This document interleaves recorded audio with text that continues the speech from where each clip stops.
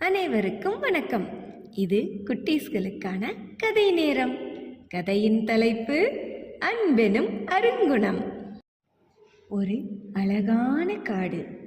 அந்த காட்டில் எங்கே பார்த்தாலும் பச்சை பசுமையாக இருக்கும். அங்கே ஒரு பெரிய மரம் இருந்துச்சு. அந்த மரத்தில் பறவைகளும் விலங்குகளும் ஜாலியாக வாழ்ந்துட்டு வந்தாங்க. அங்கே இருக்கிற ஒரே ஒரு கரடி மட்டும் சேட்டைகள் செஞ்சு வந்துச்சு. அது என்ன சேட்டைங்கன்னு தெரியுமா? பறவை கூட்டை எட்டி பார்க்கும். குட்டி குஞ்சுன்னு கூட பார்க்காம, இதோ நான் உங்களை தூக்கி போடுறேன் பாருங்கன்னு சொல்லி அதனோட கூட்டை பிச்சு எறிஞ்சிரும். குரங்குக வந்தா தங்கறக்கு இடமே தராம துரத்தி விட்டுரும். சில சமயத்துல குட்டி குரங்குன்னு கூட பார்க்காம தலையில கொட்டி வைக்கும். அந்த குரங்குக தலை வீங்கி அழுகிறத பார்த்து இந்த கரடி சிரிச்சிட்டு இருக்கும்.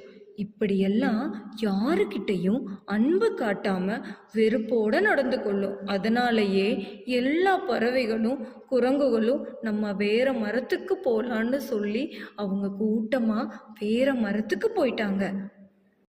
ஒரு நாள் வேடன் வந்து காட்டுக்குள்ள ஒரு வலையை விரிச்சிருந்தாங்க. அந்த வலையில எதிர்பாராத விதமா அந்த கரடி மாட்டிக்கிச்சு. அந்த காடே அதிரும் வகையில அந்த கரடி சத்தமிட்டு அலறியது. வேடன் விரித்த வலையிலிருந்து என்னை காப்பாற்றுங்க, என்னை காப்பாற்றுங்கன்னு சொல்லி கதறியது. ஆனா யாருமே இல்லை. அப்பதான் அந்த கரடிக்கு ஒரு உண்மை தெரிய வந்தது. நம்ம யார்கிட்டையுமே அன்பு காட்டாமல் இருந்தங்காட்டி தான் நமக்கு இப்படி ஒரு நிலைமை வந்துச்சுன்னு சொல்லி அதை உணர்ந்து ஓன்னு அழுதுச்சு.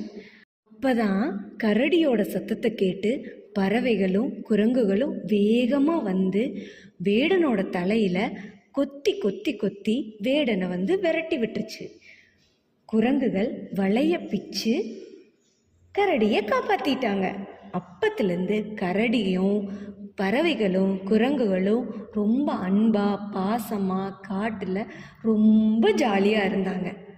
இந்த கதையிலிருந்து நாம் என்ன தெரிஞ்சுக்கிட்டோன்னு தெரியுங்களா? அன்பும் அறிவும் இருந்தால் எந்த பிரச்சனையும் புத்திசாலித்தனமாக நம்மளால் சரி செய்ய முடியும்.